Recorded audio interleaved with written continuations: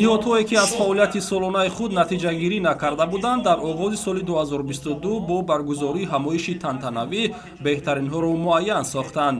Ташкилоти ҷамъиятии Федератсияи санъати муҳорибаҳои омехтаи ғайрикасбии Тоҷикистон ки расман 31 декабри соли 2017 ба фаъолият оғоз намуд, то ин муддат ба пешравиҳои хуб ноил гардидааст.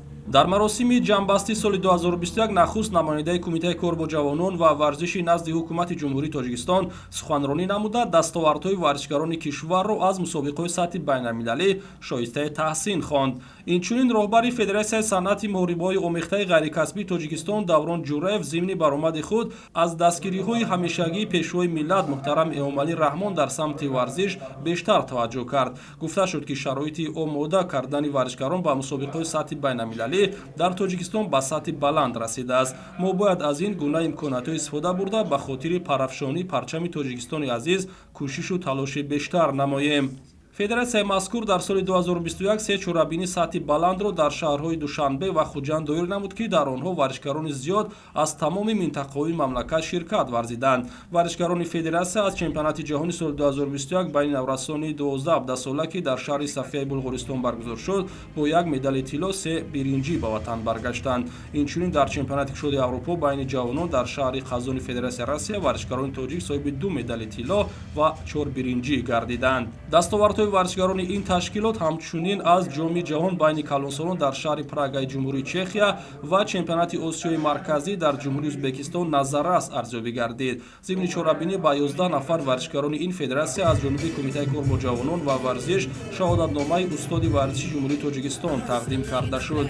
Бори аввал дар таърихи ин намуди варзиш дар кишвар Отабек Раҷабов ба гирифтани унвони устоди варзиши байналмилалӣ мушарраф шуд.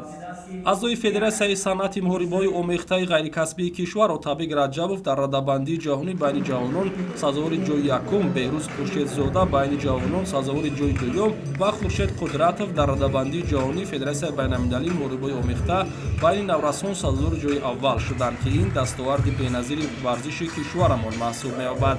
беҳтарин варзишгар дар се сину соли наврасон Хуршед Қудратов интихоб шуд. дар сину соли 18-20 Отабек Раҷабов ва аз 18 сола боло Ҷовидон Маҳмудов беҳтарин варзишгарон дар соли 2021 эътироф шуданд. машқи тамрини мо ба сатҳи баланд гузаштааст. аз тарафи Федератсияи таҷмаф хеле дастгирӣ зиёд шудааст ва дастгирии мо дар ҳамин ҷо гузаштааст. ҳоло 2 ҳафта пас бар мусобиқаи чемпионати ҷаҳон меравем ва интизорем, ки ба сатҳи баланд баромад мекунем. беҳтарин клуб дар соли 2021 клуби муҳорибаҳои касбии Динамит эътироф гардид. чеҳраи расмии Федератсияи санъати муҳорибаҳои омехтаи ғайрикасбии мамлакат Лоиқ Раҷабовро интихоб намуданд.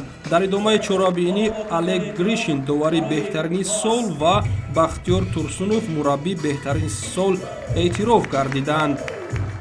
қобили қайд аст, ки соли гузашта варзишгарони Федератсияи таҷмаф дар мусобиқаҳои байналмилалӣ дар умум 28 медал ба даст оварданд. дар радабандии созмони IMF Тоҷикистон дар зинаи 7-ум қарор гирифтааст. соли ҷорӣ чемпионат байни 8 гонаи беҳтарин баргузор мегардад, ки дар ин 8 гона Тоҷикистон низ қарор дорад, шомил аст.